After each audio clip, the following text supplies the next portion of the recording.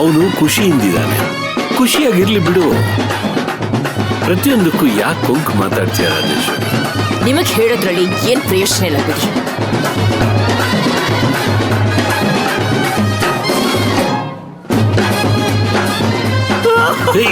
ನೋಡೋನು ಯಾವ ಬಟ್ಟೆ ಹಾಕೊಂಡು ಬಂದಿದ್ರೆ ಶಾರ್ಪ್ ಪಾಯಿಂಟ್ ಶಾರ್ಪ್ ಪಾಯಿಂಟ್.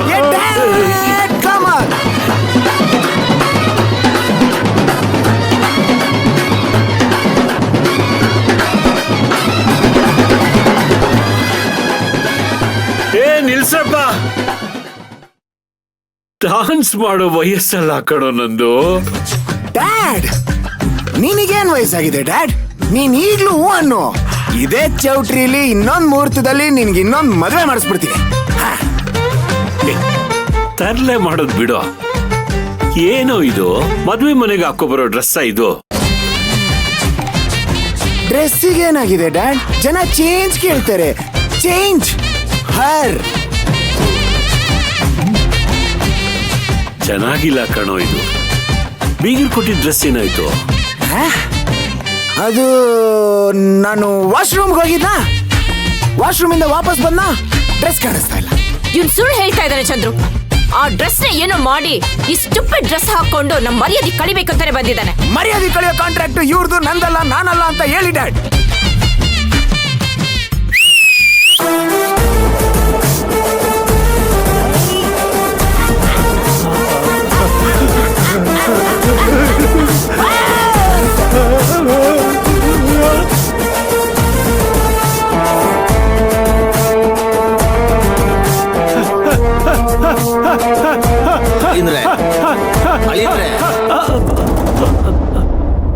ಏನ್ ಅಳಿ ಅಂದ್ರೆ ಹೀಗ್ ಬಂದಿದ್ದೀರಾ? ಏನಾಗಿದೆ ಅಂಕಲ್? ಅಲ್ಲ ಅಳಿ ಅಂದ್ರೆ ತಮಾಷೆ ಮಾಡ್ಬೇಡಿ.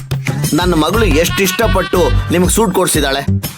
ನೀವು ನೋಡಿದ್ರೆ ಈ ಡ್ರೆಸ್ ಅಲ್ಲಿ ಬಂದಿದ್ದೀರಾ. ದಯವಿಟ್ಟು ತಮಾಷೆ ಸಾಕು, ಹೋಗಿ ಚೇಂಜ್ ಮಾಡ್ಕೊಂಬನ್ನಿ. ಹಾಕೋಬೇಕು ಅಂತ ನನಗೂ ಇಷ್ಟಾನೇ ಅಂಕಲ್, ಆದ್ರೆ ಏನ್ ಮಾಡೋದು, ಸೂಟೇ ಇಲ್ವಲ್ಲ.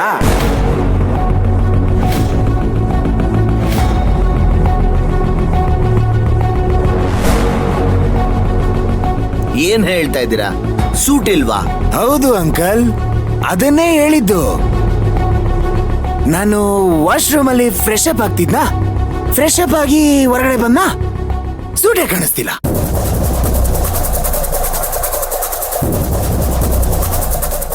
ಯಾರೋ ಅಭ್ಯಾಸ ಮಾಡ್ಬಿಟ್ಟಿದ್ದಾರೆ. ಅಂಕಲ್, ಈ ಡ್ರೆಸ್ ಏನ್ ಪ್ರಾಬ್ಲಮ್? ಹೊಸದೇ, ಇದರಲ್ಲೇ ರಿಸೆಪ್ಷನ್ ಮುಗಿಸ್ಬಿಡೋಣ, ಇದೇ ಟ್ರೆಂಡ್ ಆಗೋಗುತ್ತೆ. ಬೀಗ್ರೆ, ಏನ್ ಹೇಳ್ತಿದ್ದಾರೆ ನಿಮ್ ಮಗ? ಪ್ಲೀಸ್ ನೀವು ಕೋಪ ಮಾಡ್ಕೋಬೇಡಿ, ನಾನು ಅವನ ಹತ್ರ ಮಾತಾಡ್ತೀನಿ. ನೀವಲ್ಲ, ಆ ದೇವ್ರೇ ಬಂದ್ ಕೇಳಿದ್ರು ನಾನು ಇದನ್ನೇ ಹೇಳಕ್ಕಾಗತ್ತು. ಬೇಕಾದ್ರೆ ಹೋಟ್ಲ್ ರೂಮ್ಗೆ ಹೋಗಿ ಚೆಕ್ ಮಾಡ್ಕೊಳ್ಳಿ, ಅಲ್ಲಿ ಸೂಟ್ ಇಲ್ಲ. ನೀವು ಹೀಗ್ ಮಾಡ್ತೀರಾ ಅಂತ ನನಗೆ ಗೊತ್ತಿರಲಿಲ್ಲ ಅಳಿಂದ್ರೆ. ಇದೊಂಥರ ನನ್ನ ಮಗಳಿಗೆ ಅವಮಾನ ಮಾಡಿದ ಹಾಗೆ. ಸರ್, ಸ್ವಲ್ಪ ನೋಡ್ಕೊಂಡು ಮಾತಾಡಿ. ಅವಮಾನ ಮಾಡ್ತಿರೋದು ನಾವಲ್ಲ, ನೀವು.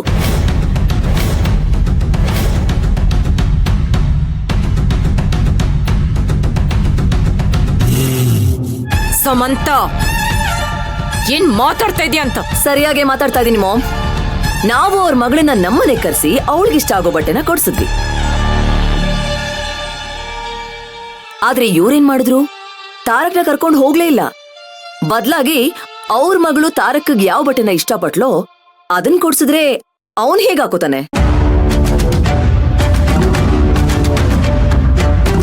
ಇಷ್ಟ ಇಲ್ದೇ ಇರೋದಕ್ಕೆ ಅವ್ನು ಹೀಗೆಲ್ಲ ನಡ್ಕೋತಾ ಇದ್ದಾನೆ.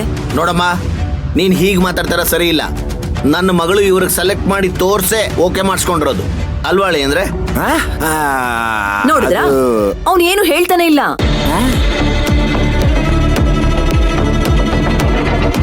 ಮಾಡೋ ತಪ್ಪನೆಲ್ಲ ನೀವ್ ಮಾಡಿ ಈಗ ನನ್ನ ತಮ್ಮನ ಮೇಲೆ ಗೂಬೆ ಕೂರಿಸ್ತಾ ಇದ್ದೀರಾ? ನೀವು ಮಾಡೋದನ್ನೆಲ್ಲ ನೋಡ್ತಿದ್ರೆ ಈಗ್ಲಿಂದನೇ ನಮ್ಮ ಮೇಲೆ ದಬ್ಬಾಳಿಕೆ ಮಾಡ್ತಿದ್ದೀರಾ ಅಂತ ಕಾಣಿಸ್ತಿದೆ.